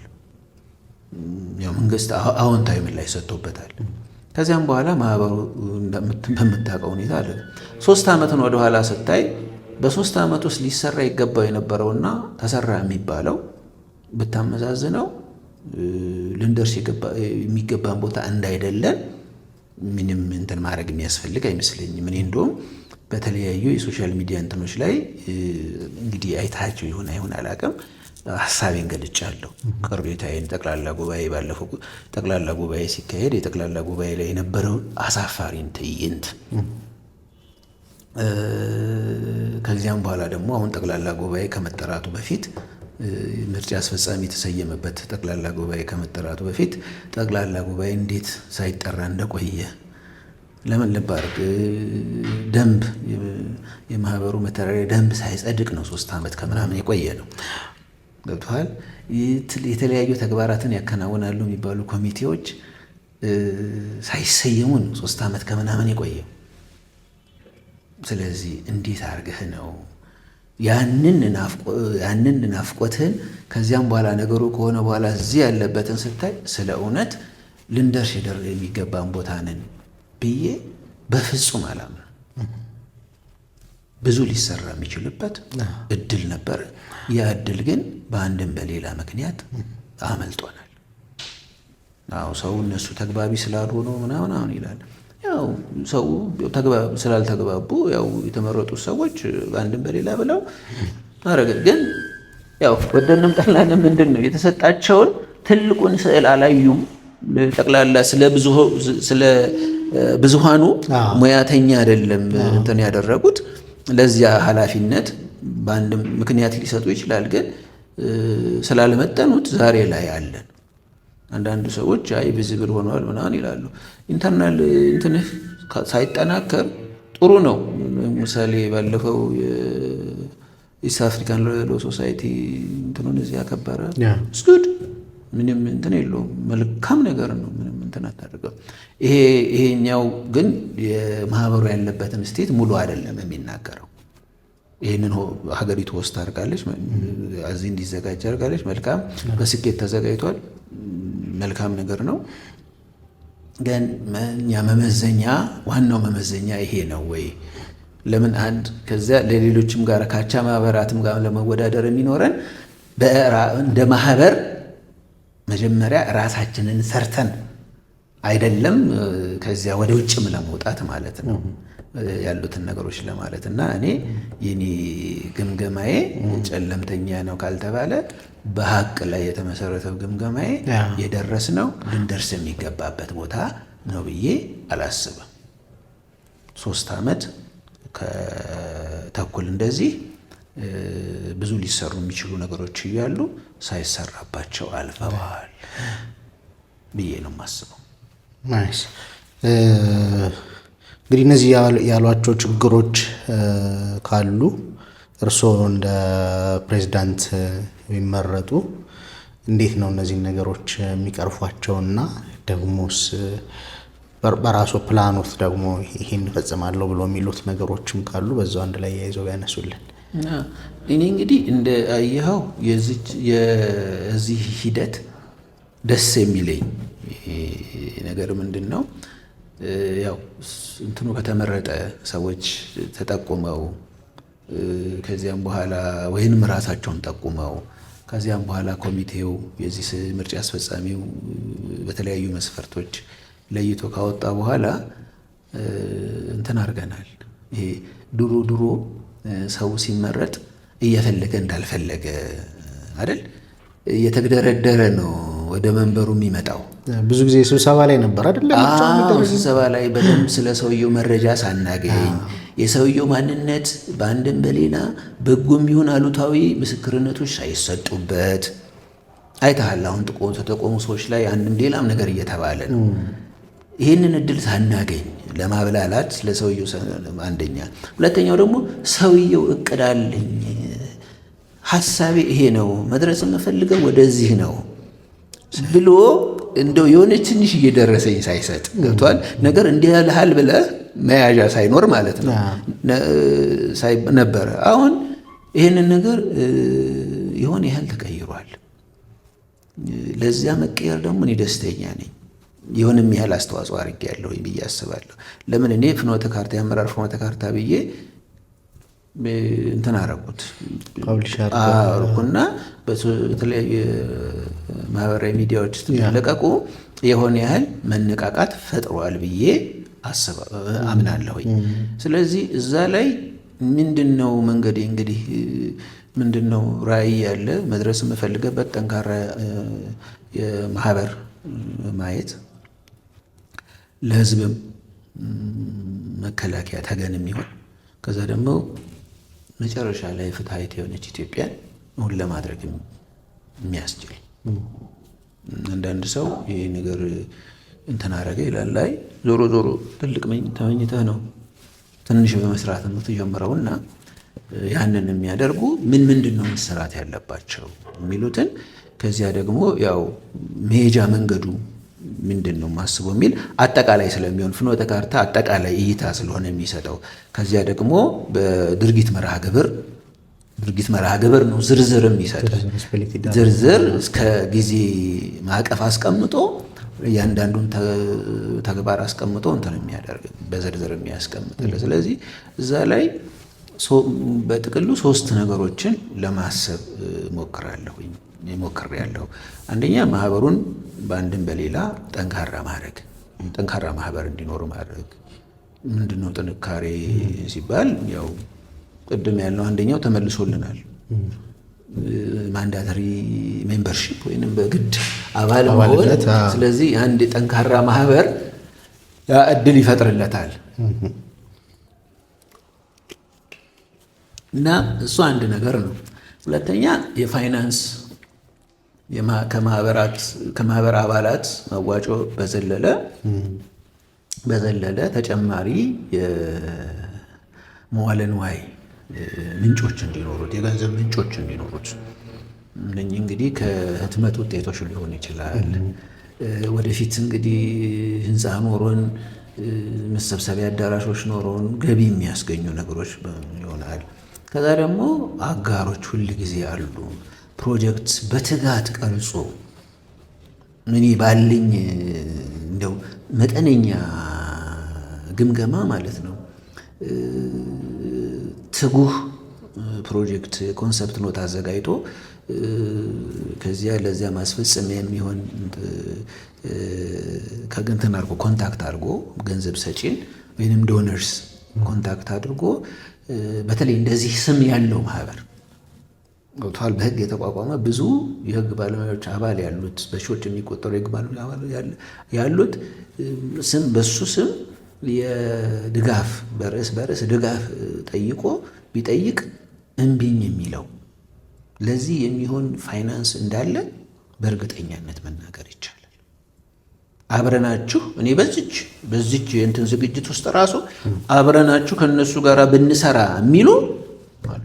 ስለዚህ የፋይናንስ አቅም ዳይቨርሲፋይ ማድረግ የተለያየ ማድረግ ከዚያ ደግሞ ወደፊትም ሪኮንሲደር ማድረግ አባሉ እንደንትኑ ሆኖ ማለት ነው። በልዩ ሁኔታ አቅም የሌላቸውን ከግንዛቤ ያስቀምጠህ ግን ለምን አንዳንድ ጊዜ ኮሚትመንት ከኪስ አይደለም የሚጀምረው አይደለም የሚጀምረው አይደለም አትስማማም? ኮሚትመንት የሚታይበት ለአንድ ነገር ያለህ መሰጠት ከቃል በዘለለ በተግባር ነው። የተግባር አንደኛው ምላሽ ደግሞ ፋይናንሻሊ ሰፖርት ማድረግ ነው ማህበሩን እና ያንን አይነት ነገሮች ማድረግ። ከዛ ሌላኛው ደግሞ የዲሲፕሊን ጥንካሬ መገለጫ ነው። ለምሳሌ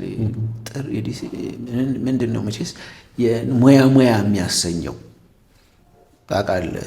ሁሉ ሙያ አይደለም። አሁን እኛ በተለምዶ ሙያ እንላለን፣ ግን ፕሮፌሽን ስትል የሆኑ መለኪያዎች አሉ። አንዳንዶች እስከ 13 ያደርሱታል መለኪያው አይደል? አንድ ሙያ ነው የሚባለው ልዩ ስልጠና የሚሰጥበት እውቀት አብስትራክት የሆነ እውቀት የሚገኝበት ከዚያ ሞኖፖሊ ያለው የዛ ስልጠና የወሰደ ሰው ካልሆነ ሌላ ሊሰራበት የማይችል። አሁን እኛ ህግ እንደሱ አይደለም። የህግ ዲግሪ ያለው ይህን ያህል ዓመት ልምድ ያለው ከዚያ ፈተና ተቀምጦ ምን እያደረግን ነው? ስክሪን እያደረግን ነው። ስለዚህ ሞኖፖሊ ኦፍ ፕራክቲስ ያለበት ከዛ ሰልፍ ራስን በራስ ማስተዳደር የሚገባውን ማስተዳደር፣ በዛ ላይ ያለውን ደግሞ በስነ ምግባር ደንብ አስቀምጠ በዛ ማስተዳደር። ለዚህ እኮ ነው ሪዋርድም ስትደረግ ለዚህ ደግሞ የሚከፈላቸው ክፍያ ምንድን ነው? ሌሎች ሀገር ላይ ጠበቃ በአንድም በሌላ ጥሩ ተከፋይ የሚሆነው በጠራ የስነ ምግባር ከፍ ያለ የስነ ምግባር ማማ ላይ መቀመጥ ያለበት ራሱን እንዲያስተዳድር የሚታውለት መሆን ያለበት። ይሄ እኛን እንትን ማድረግ አለበት እና ያንን ሙያ 1249 እኛን እንደ ሙያተኛ ለምን አንደኛው ሰልፍ ሩል ስለሆነ ሰልፍ አድሚኒስትሬሽን ስለሆነ ተወሰርተን ኤክስተንት ማለት ያንን እንደ ሙያ እንደናስተዳድረው ሙያ እንዲሆን ያደረገ አዋጅ ነው ብዬ አምናለሁኝ። እዚቹ ላይ ተቆጣጣሪ ነው ወይስ የሙያ ማህበር ነው ብሎ ነው የሚያስቡት? አሁን ያለው 1249 እንትኑ ተቋሙ የጠበቆች አስተዳደር ራሱን በራሱ እያስተዳደርን ነው ራሳችንን ወይስ አሁንም በፍትህ ሚኒስቴር ሞግዚት እናሰርናል? አይ ምንድነው መሰለህ እኮ ራሳችን በራሳችን አሁን በጋራ ነው አስተዳደሩ ያለው በጋራ ነው አስተዳደር ያለው። ግን በጋራ ለአሁኑ በጋራ አስተዳደር አለ ሲባል ሶስት አስተዳዳሪዎች አይደል እንትን ያሉት፣ ቦርዱ አለ፣ ፍትህ ሚኒስቴር አለ፣ ከዚያ ደግሞ ማህበሩ አለ። ከዚያ ካልተሳሳትኩ አንቀጽ 68 ነው በዚህ ዓመት ውስጥ በ5 ዓመት ውስጥ ምናምን እነኝን ወደ ራሱ ይወስዳል ነው የሚለው። ስለዚህ በምን ሁኔታ ላይ ነው ብቁነቱን አረጋግጡ ብቁ መሆን አለበት። ስለዚህ ምንድን ነው ጥንካሬ ራሴን ለማስተዳደር የምችል መሆኔን ማረጋገጥ ያስፈልገኛል እንጂ በመጨረሻ ላይ ራሴን እንዳስተዳድር ይሄ ህግ መንገድ ከፍቶልኛል። ወዲያውኑም እንግዲህ የጠበቃ ማህበሩም ማለት ነው ወዲያውኑ ራሱን እንዲያስተዳድርም ያልተደረገው ከዚህ ቀደምም የራሱን የማስተዳደር የብቃት ማረጋገጫ ስለሌለው ያስተዳድር ይችላል የሚለው። ከዛ ደግሞ ከፈለክም ደግሞ እስካሁን የመጣንበትም 3 ዓመት ከምናምን እንችላለን ወይ የሚለውን ጥያቄ እንደ ተግዳሮት ነው ያመጣው። አይደለም ዳንኤል? ለምሳሌ እኔ እንደውም ይህንን አንድ ምሳሌ አድርጌ በዚሁ ላይ የጻፍኩት ምንድን ነው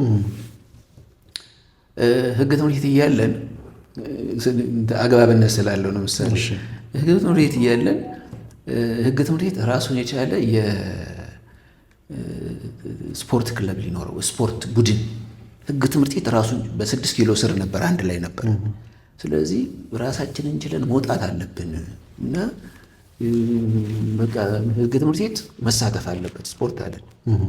ወጣን። እግር ኳስ፣ ቅርጫት ኳስ፣ እኔ እንደውም የቅርጫት ኳስ ካፒቴን ነበርኩ።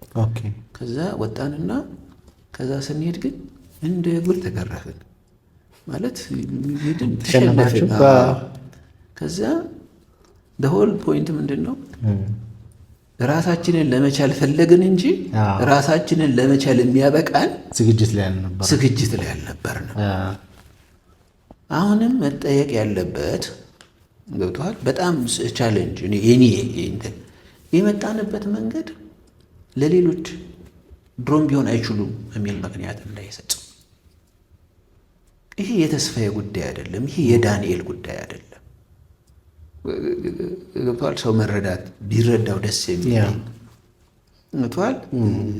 ለምን የመጣንበት ከ5 ዓመት በኋላ ራስን ትችላለህ ብቁ ከሆኑ። ስለዚህ ለምን መሰለ ሰልፍ ይሄ የማህበር ነው ወይስ ተቆጣጣሪ ማህበር ነው ሲል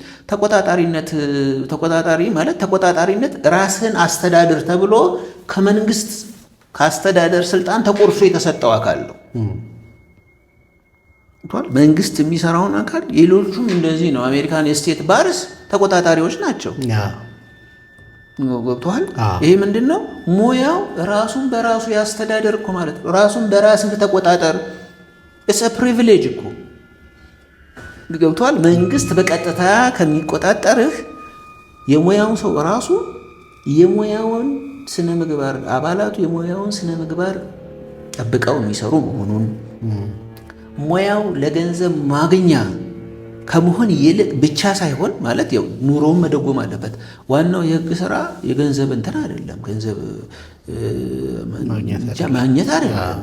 ገብቶሃል? የፍትህን መስፈን በአገሪቱ ውስጥ የፍትህን መስፈን ማረጋገጥ የሚያተኛው ኃላፊነት ነው። ለምንድን ነው ሌሎች እኮ ነፃ አገልግሎት ስጡ ይባላሉ፣ እኛ ነፃ አገልግሎት ስጡ የምንባለው ለምንድን ነው? ገብቶሃል? ፍትህን ለፍትህ መስፈን አስተዋጽኦ ማድረግ እኛ ተፈጥሮ ውስጥ ያለ ነገር ስለሆነ ነው። በሙያ ውስጥ የሙያ ባህሪ ያለ ስለሆነ ነው። ገብቶሃል? በእያንዳንዱ ነገር ውስጥ ስለዚህ በዚያ ውስጥ እንድንሳተፍ ነፃ ሆነን ራሳችንን ማስተዳደር እንድንችል ነው። ስለዚህ ተቆጣጣሪነትን እንደ በጎ ያልሆነ ነገር የሚታይ ራሳችንን በራሳችን እንድንቆጣጠር ነው። እሱ አካል ነው አይደለ? ራሳችንን በራሳችንን ተቆጣጥረን ሰልፍ አድሚኒስተር እንድናደርግ ራሳችንን ከዚያ ደግሞ የሙያውን እንድናስከብር ያንን እድል ነው እንትን የሚያደርግልንና የሚሰጠን። እኔ እንደውም አንዳንድ ሰዎች አይ ይሄ ተቆጣጣሪ አይደለም ሲል ተቆጣጣሪ ከሆነ እንደውም ሞር የበለጠ በትጋት መሳተፍ ነው ያለብን። ገብተዋል? እንትሎ መሆን ያለበት የተቆጣጣሪነት እኔ በቀደምም እንዲችም ትንሽ ነገር ለመጻፍ ሞክሬያለሁ። የተቆጣጣሪነት ሚና አለው ካልን የኔን ተሳትፎ እንደውም የበለጠ ያየለ እንዲሆን ነው የሚያደርገው። ለምን ካልተሳተፍኩኝ በእኔ እጣ ፈንታ ገብቷል። የመግቢያ የዲሲፕሊን ጉዳዩን በደራሴ ካልወሰድኩኝ ገብቷል። ምንድን ነው ያለው? የዲሲፕሊንን ወደ ነገ ትወስዳለህ። ነገ ወስደው የዲሲፕሊን ጉዳይ በፍትህ ሚኒስቴር በመንግስት አካል ነው መሆን ያለበት ወይንስ በእኔ መሆን ያለበት? ስለዚህ ፖለቲካሊ ሞቲቬትድ በሆኑ ምክንያቶች ላይሰንስ እንድነጠቃለሁ ሲባል የኔ ሚና ምንድን ነው? ያነሰ አይደለም ወይ የሚሆነው? በሙያ ማህበር ውስጥ ሲሆን ግን ገለልተኝነትን መሰረት ያደረገ ባደረገ ሁኔታ ግልጽ በሆነ ለሌሎች በሚገለጽ ግልጽ በሆነ የስርዓት ገብተዋል የመሰማት መብቴን እንትን ባልነፈገ ስርዓት እንዲከናወን አድርጌ የራሴን ጥቅም ለማስከበር የሚያስችለኝ አይደለም ወይ የሚሆነው? ስለዚህ እኔ ሬጉላቶሪ ምናምን የሚለው ሬጉላቶሪ ሹድ ቢ ዌልካም እንትን ያለው ሬጉሌት ራሳችንን ነው ሬጉሌት የምናደርገው። ስለዚህ ያንን እንትን መባል ያለበት ይመስላል። ወደዛ መገፋት አለበት። ወደፊትም ማለት ምንድን ነው ዓላማዎቹ? መግቢያው ዋነኛውን ስታየው ሬጉላቶሪ ቦዲ ነው። መግቢያውም የሚነግርህ ስሙም የሚነግርህ ምንድን ነው? የጠበቆች ፈቃድ አሰጣጥና አስተዳደር አዋጅ ነው የሚለው አይደል? 1249 ስለዚህ ዋነኛው ፎከሱ እንትን ነው። ግን ለጠበቆች መከራከርን እንትን አያደርግም። ለምን? እዛው ላይ መግቢያው ላይ ደግሞ ይላል በግል ወይንም ደግሞ በጋራ ሆነው መብቶቻቸውን እንዲያስከብሩ። ለምን? በህብረት መምጣታችን የድርድር አቅማችንን ጠንካራ ማህበር ወንክ የድርድር አቅምህን እንጂስ ምንም ማለት እንደው ብዙ ማለት አያስፈልገውም። በህብረት ከሆነ ጠንካራ ከሆነ ማህበሩ የድርድር አቅሙ ከፍ ይላል። ገብቶሃል?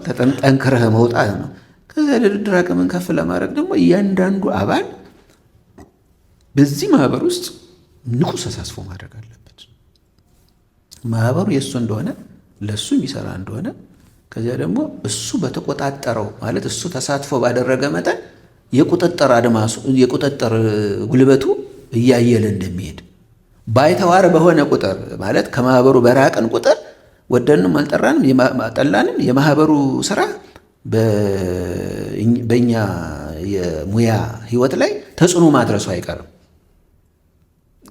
ገብቷል? ለምሳሌ ምርጫ ላይ በትጋት ተሳትፈን ለምርጫ የቀረቡልን ሰዎች ሀሳብ ተረድተን ከዚያ ይሰራሉ አይሰሩም የሚል ቅድመ ታሪካቸውን የሆነ ያህል ተረድተን ምርጫ ካላደረግን በስተቀር ገብቷል? ለራሳችንን ባይተዋር ካደረግን የሆኑ ሰዎች ተቧድ ነው ገብቷል? የማንፈልጋቸውን ሰዎች እንዲመርጡና ከዚያም በኋላ ደግሞ መጨረሻ ላይ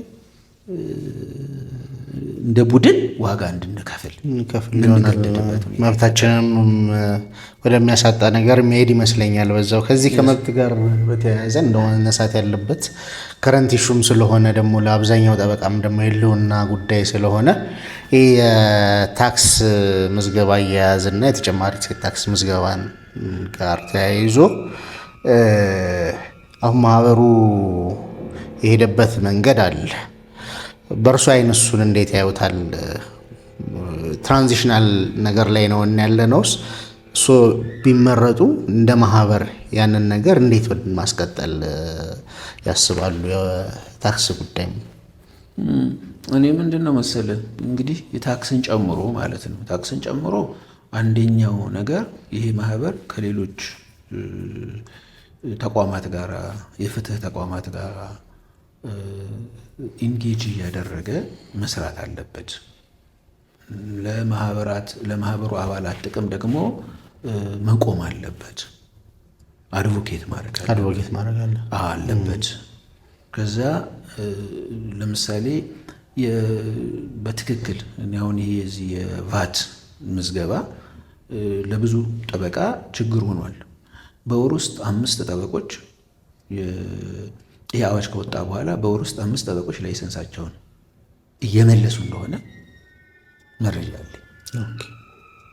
በወር ውስጥ 5 ጠበቃ ላይሰንስ እየመለሰ ነው። ይሄ ደግሞ የተፈጠረው ይሄ አዋጅ ከወጣ በኋላ ነው የሚል በሁለቱ በድርጊቱና በመነሻው መካከል ግንኙነት እንዳለ እንትን አለ መረጃ አለ። ይሄ ማለት የምር የጠበቃው ችግር እንደሆነ የሚያሳይ ነው ከሚለው። ከዚያ ግን ችግሮች እንዴት ነው የሚፈቱት የሚለውን የተሄደው ከዚህ ቀደም የተሄደበትን መንገድም መፈተሽ ስለሚፈልግ ለምን አንዳንድ ነገሮች ከልብ ካለቀሱም አይገድም ይላሉና አንዳንዱ ነገሮች የምር ተሄዶባቸዋል አልተሄደባቸውም። እኔ ወቀሳ አይደለም። ሰዎች የሄዱበት መንገድ መፈተሽ አለበት። የሄድንበት መንገድ እዛ የጠበቃው ተፈትሾ ደግሞ ያመጣው ውጤት በሙሉ ልብ ተሄዶ ማለት ነው። ይሄ ነገር ትክክል አይደለም ስንል የህግ መሰረት አለ። ለምሳሌ ከ2 ሚሊዮን ጥብቅናን ለይተ ከ2 ሚሊዮን ብር በታች ገቢ ያላቸውን ሰዎች በተጨማሪ እሴት ታክስ ሰብስቡ ብሎ ማለት በሙያው ላይ የሚያመጣውን መዝገብ ያዝ የሚለው የጥብቅና ሙያ እንደ ሌሎች የንግድ ስራዎች ስላልሆነ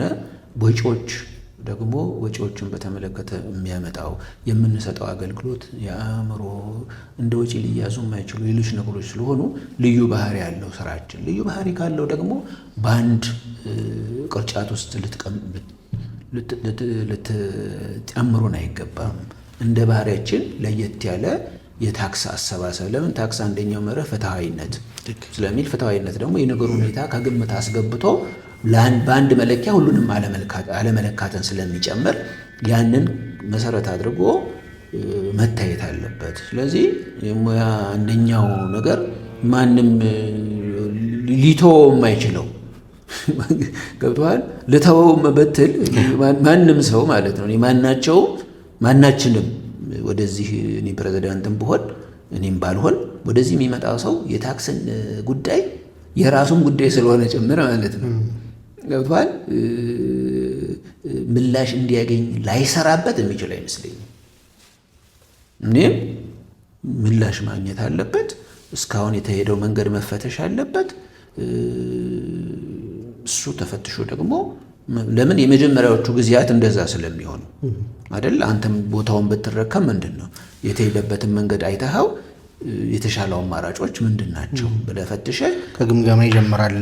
አዎ አይተህ መሰረት ጥለህ ከዚያም በኋላ ቀጣይ ውጤት ሊያመጣ የሚችለው መንገድ ይሄኛው ነው ብለህ መስራት ምንም ሌላ ምርጫ ያለው ነገር የተወሰኑ ጠበቆች እንደ ግለሰብም እንደ ግሩፕ ምንትን ብለው ክስ መስርተው አዋጁን በራሳቸው ላይ ተፈጻሚነት እንዳይኖረው የተወሰነ ቅድመ ክፍያ ከፍለው ለፍርድ ቤቱ አስገብተው ዝግ አካውንት የሚል ውሳኔ ተሰጥቷል። በከፍተኛ ፍርድ ቤት በአድሚኒስትሬቲቭ ሪቪው ዲሲዥን ላይ እሱንስ እንዴት ያዩታል?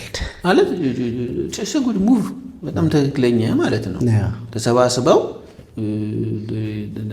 መመሪያው እንዲታይ እንዲከለስ ዋናው ከዋናው አዋጅ ጋር ያለውን ተቃርኖ አሳይቶ እንዲከለስ በቡድን መሄዳቸው በጣም ትክክለኛ። የማህበሩ ሮል እሱ መሆን አልነበረበትም ወይ? ይህም መሰለህ ዳንኤል መፈተሽ ያለበት ይችኛዋ ደንበኛ ጥልቅ ማሰብ የምትፈልግ ነገር አላት። ለምንድን ነው ሬጉላተሪ የመንግስት ነው ሲባል ሬጉላተሪ ነው ተቆጣጣሪ ነው ስንል የተቆጣጣሪነት ስልጣን እስከምን ድረስ ነው መሄድ ይችላል? አሁን ቀደም ያለው ለጠበቆቹ መብት መሄድ ይችላል፣ መቆም ይችላል፣ ማስጠበቅ አለበት ሲባል በአዋጅ መዋጮ እንዲያደርግ እንዲሰበስብ እንትን የተባለበት ተቆጣጣሪ ማህበር የሌሎችም ሀገሮች ልምምድ እንደሚያሳየው የጥቅም ግጭት ይፈጥራል። የጥብቅናን ስራ በቀጥታ የጥብቅናን ስራ ለአባላቱም ቢሆን መስራት የጥቅም ግጭት ይፈጥራል የሚሉ አስተሳሰቦች አሉ። ስለዚህ ክርክሮች አሉና ያንን ክርክር በጥልቀት ማየት የሚፈልግ ይመስለኛል።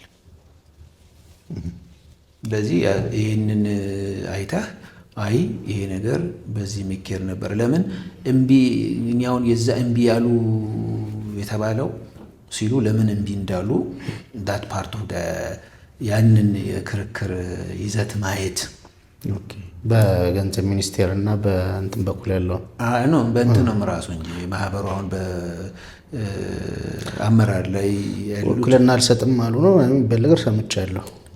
ውክልና ክስ ለመመስረት ውክልና አልሰጥም ለማህበሩ። እሱ ዝርዝር አላውቅም፣ ግን ምንድነው እንትኑ ላይ ነው ማለቱ። ይኸውልህ ምንድን ነው መመለስ ያለበት እኮ ጥያቄ ማህበሩ በህግ እንትኑ እንዳለ ሆኖ ማለት ነው። በህግ የጠበቆችን ወክሎ አሁን ማህበሩ ማድረግ አለበት ብለን ስንል ምንድን ነው ማህበሩ የእነኝህን ጠበቆች ወክሎ ነው የሚሰራ ወይንስ ማህበሩ እንደ ማህበር ይሄ ነገር ትክክል ይሄን አዋጅ ቻሌንጅ ለማድረግ ማለት ነው ቻሌንጅ ለማድረግ አደኝ እንደው የጠበቆችን መሰረት ያደረገ ነው አይደለ? ይሄንን ነገር ይዞ መቅረብ ይችላል አይችልም የሚለው ከተቆጣጣሪነት ስልጣኑ አንጻር መታየት መፈተሽ አለበት ነው የሚለው። ሊጋጭ ይችላል የሚል ስጋት አሉት። ቀደም ካልኩ ጋራ ማለት ኮንፍሊክት ኦፍ ኢንተረስት የሚለው ነገር ከተቆጣጣሪነት ጋር አይመጣም ወይ? ይሄ በአብዛኛው ለምሳሌ መብት እንትን የሚለው አድቮኬት ማድረግ እንትኖችን ለሚመለከታቸው አካላት ወደ ምክንያታዊ ወደሆነ ለምን የጠበቃው ጥያቄ በምክንያት ላይ መሰረት አድርጎ የመጣ ህግ ላይ መሰረት አድርጎ የመጣ ጥያቄ ነው አይደለም? ልክ ነው። ስለዚህ ያንን ምክንያትና ህግን መሰረት ያደረገ ሙግት እልባት የሚያገኝበትን መንገድ መጀመሪያ አንድን ማሟጠጥ የሚፈልግ ይመስለኛል። ኦኬ አመሰግናለሁ አቶ ተስፋዬ። በእኔ በኩል አይ ቲንክ ያሉኝን ጥያቄዎች ጨርሻለሁ። በእርሶ በኩል ቀረ የሚሉት ነገር ይሄ ደንብ ጨምር የምጠይቀኝ የሚሉ ነገር ካለ መድረኩን ልስጦት። እሺ እኔ ምንድን ነው ይህን ቀረ የምለው ምን ቢሆን መልእክት አለኝ። መልእክቱ ምንድን ነው? ቅድም መነሻ ላይ ያልኩህ ይሄ አዋጅ እድል ሰጥቶናል። የሰጠን እድል ደግሞ ምንድን ነው? ጠንካራ ራሱን የሚቆጣጠር ማህበር እንዲኖር እድል ፈጥሮልናል። ይህን እድል የተፈጠረውን እድል ደግሞ መጠቀምና በዚች ሀገር ላይ ጠንካራ ማህበር ለመፍጠር ኃላፊነቱ በፌዴራል ጠበቆች ማህበር አባላት እጅ ላይ ነው ያለው። ፍርድ ቤት ሄደን እናማርራለን። ለ5 ደቂቃ እና ለ10 ደቂቃ ጉዳይ 4 ሰዓት ፍርድ ቤት እናጠፋለን። በሰዓት አንስተናገድም። ፍርድ ቤት ዳኞች ሕግን መሰረት አድርገው ውሳኔ አይሰጡም። በዝምድና በገንዘብ ወዘተ ስራችን እየተበላሸ ነው። ይሄ ብለን የምናማረረባቸው 1,001 ጉዳዮች አሉ። እነኛ ጉዳዮች እንዲፈቱ ማድረግ የምንችለው እኛ ህብረት ኖሮን በጋራ ተሰብስበን ከዚያም በኋላ ለችግሮቻችን መፍትሄ እንዲመጣ በማድረግ ነው። ለዚህ መፍትሄ አምጪነት ውስጥ ዋና ሚና በመጫወት ይሄ ደግሞ ከኛ ጥቅም ብቻ ሳይሆን ለሀገርም ሊጠቅም ነገር መሆን አለበት። ለእኛ በግል ሊጠቅመን ይችላል፣ ግን ከዚያ በላይ መሆን አለበት። ለምን የኛ የዚህ ስብስብ ውስጥ በጣም ብዙ ልምድ ያላቸው የኛ ስርዓት እንደምታውቀው ከፍርድ ቤት ወደ ጥብቅና የሚካሄድበት ከአቃቤ ሕግ ሆነው ብዙ ዓመት ከሰሩ በኋላ ጥብቅና የሚመጣበት ነገ ረፈጅ ከሆኑ በኋላ ጥብቅና ሚኒስተር ከሆነ በኋላ ጥብቅና የሚመጣበት ሀገር ነው። ስለዚህ ወደዚህ የሚመጣው ስብስብ ከፍተኛ የእውቀት ያለው ከፍተኛ ተሞክሮ ያለው የህይወትም የስራም በሁሉም አቅጣጫ ያለው ሰው ነው። ይሄ ሰው ተሰብስቦ ለሀገሪቱ ታሪክ የሚመጥን ማህበር ማቆም አለበት። ይህንን ማህበር የሚያቆመው ደግሞ በምርጫ በመሳተፍ የቀረቡለትን አማራጮች በጥሞና በስሜት ሳይሆን በጥሞናና በአስተውሎት ምርጫውን በማየት በመረዳት ነው። ስለዚህ ታኅሳስ 4 የሚቀርበት አይደለም። ታኅሳስ 4 ቅዳሜ ጠዋት 2 ተኩል ኤሊያና ሞል ግራንድ ቦልሩም የሚቀርበት አይደለም። ከዚያ ደግሞ ግን ታኅሳስ 4 ብቻ አይደለም። ከዛም በኋላ ባሉት ውስጥ ለውጥ ከፈለግን የለውጡ እንትኖች እኛ ነን፣ ዘዋሪዎች ራሳችን ነን። ስለዚህ ከምርጫውም በኋላ በሚኖሩት ኩነቶች ማንም ይመረጥ ማንም ባለቤት ሆነን ራሳችን በራሳችን ጉዳይ እኛ ባይተዋር መሆን የለብንም። ማንም ደግሞ ይህን አርጉ ብሎ ትልልቅ ሰዎች ነን ሁላችንም፣ ይህን አርጉ ለሙያችሁ ብሎ ሊነግረን የሚገባን አይደለንም። ስለዚህ ከዚያም በኋላ ባሉ ኩነቶች ውስጥ ማህበሩን እና በመሪነት የሚመጡትን ሰዎች ወጥሮ መያዝና የታለ ቃል የገባኸው የታለ ያደረግከው፣ ከዚያ ደግሞ በሚቀርበው ነገር ላይ በትጋት መሳተፍ። ያ ከሆነ ምንም ጥርጥር የለውም ታሪካችንን እንቀይረዋለን። ኬንያ አይደለም የኢትዮጵያ ትልቅ ማለት በአፍሪካ ላይ ትልቅ ተጽዕኖ ማምጣት የሚችል ስብስብ ልናደርገው እንችላለን። ለዚህ ከጎናችን እናመሰግናለን አቶ ተስፋዬ። እንግዲህ ቃል ከመትጋባት በተያያዘ የመጀመሪያው ቃል አስገብኛ እንሁንና እንዲመረጡ ተስፋ እናደርጋለን። ይመረጣሉ ብለን መልካም እድል እንመኝልዎታለን። ከተመረጡ በኋላ ግን አሁን 1-2 ብለን ያወራናቸውን በዝርዝር ደግሞ ከምርጫ በኋላ ኢንተርቪው እንዲሰጡን ቃል እንዲገቡልን እንፈልጋለን በተመልካቾቻችን ፊት። በምን ያህል ጊዜ ውስጥ ከተመረጡ በኋላ? ምንም እርግዛ ያለው ነገር ያው ሴትል ከተደረገ በቃ ችግር የለውም ማለት ምንም ቃሌን እጠብቃለሁ። እሺ የተመረጥኩኝ ፕሬዚዳንት ሆኜ ከተመረጥኩ እዚህ መጥቼ እንግዲህ ምንድነው እንትኔን አደርጋለሁ። ምንድነው የድርጊት መርሃ ግብሬን ይፋ አደርጋለሁ። ከዚያ መሰረት አድርጌ ልሰራቸው ማስባቸውን በትጋት ልሰራቸው ማስባቸውን ነገሮች ይፋ አደርጋለሁ። ከዚያ እንግዲህ መጥቼ ያለ ጥርጥር ቃሌን እጠብቃለሁ። ደግሞ ቃል ለመጠበቅ አልታማም። እናመሰግናለን አቶ ተስፋዬ። መልካም እድል ሁሉ እንዲገጥሞት እንመኛለን። ተመልካቾቻችን እናመሰግናለን። የፌዴራል ጠበቆች ማህበር ፕሬዝዳንት እጩ ተወዳዳሪዎችን በተከታታይ ያቀረብንበት ፕሮግራም ይህን ይመስላል። እናመሰግናለን።